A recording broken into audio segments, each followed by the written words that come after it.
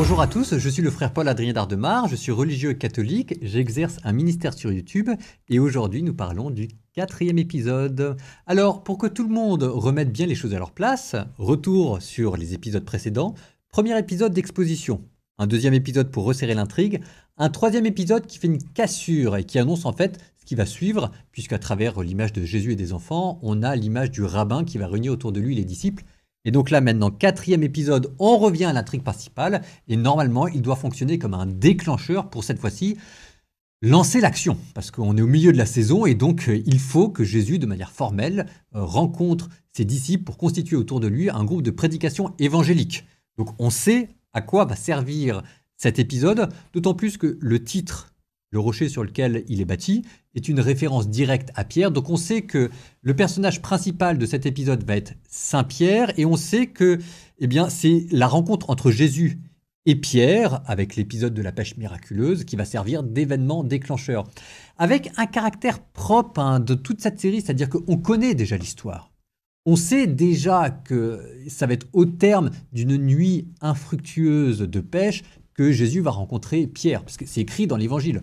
Donc pour ceux qui connaissent déjà l'Évangile, le stress, l'inquiétude n'est pas sur le déroulé des épisodes ou sur ce qui va se passer, parce qu'on le sait déjà, mais ça va être sur le comment ça va se passer. Et c'est là où tout l'effort d'invention et de récit et de fiction autour des disciples prend son importance. C'est-à-dire que normalement, vous avez deux grands types de stress ou de sources d'intrigue, de tension dans un film. C'est ou bien c'est sur le but, quelle va être la fin vers laquelle nous nous acheminons, mais là elle est connue, ou bien quand on connaît la fin, cette fois-ci l'inquiétude se reporte sur le comment on y arrive.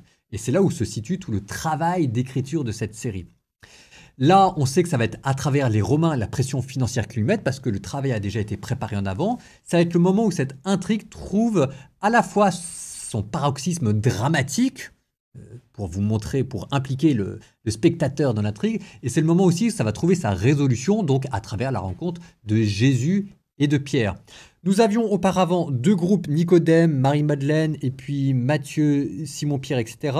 Le premier groupe va être un petit peu dans l'ombre, Marie-Madeleine va aller du côté de Simon-Pierre, Nicodème va aller un peu plus en retrait, avec une intrigue qui lui est propre autour de Jean le Baptiste. On retrouve encore les Romains qui mettent la pression. Et puis de l'autre côté, vous allez avoir Simon-Pierre, donc à travers cette question de l'argent qu'il doit aux Romains, et avec une progression dans la tension, puisque tout cet épisode va être construit autour de Pierre qui essaye, qui n'y arrive pas, et qui finalement se dispute avec tout le monde. Donc il commence par se disputer avec les fils de Zébédée et Zébédée lui-même. Il se dispute avec ses beaux-frères, avec sa femme, avec son frère. Enfin bref, il se dispute avec tout le monde. Ça vous fait la progression dramatique. Et c'est là où c'est très beau, parce que ça vous donne aussi l'intrigue propre de cet épisode, qui va être comment est-ce que Simon-Pierre va réussir à surmonter ses conflits intérieurs, ses propres démons, et puis les disputes qu'il a autour de lui. Donc c'est aussi de cette manière-là que fonctionne cet épisode, qui a son intrigue à lui, le défi de la fraternité pour Simon-Pierre. Petite parenthèse, vous avez aussi Matthieu qui va retrouver le supérieur romain et qui s'est très bien fait parce que la manière dont Matthieu se comporte avec son supérieur romain est une sorte de parodie de maître et d'esclave, le maître qui manipule Matthieu, qui le sait tout en ne le sachant pas, etc. Ce qui va anticiper la manière dont Matthieu va être avec Jésus, puisque après avoir été manipulé par un mauvais supérieur, cette fois-ci, on sait que plus tard, Matthieu va être un disciple de Jésus, il va trouver un bon maître. Donc là, vous voyez, là aussi, on est déjà en train de préparer un ou deux épisodes à l'avance, la rencontre de Matthieu avec Jésus. Revenons à Simon-Pierre, que l'on retrouve se disputant avec tout le monde et s'épuisant à pêcher la nuit. Alors peut-être une remarque, ce n'était pas d'abord pour frauder que les Galiléens allaient pêcher la nuit, en fait c'était une coutume à l'époque. On allait pêcher la nuit parce qu'en fonction du jet de température, les poissons remontaient à la surface de l'eau. On arrive le lendemain matin avec les trouvailles à Jésus.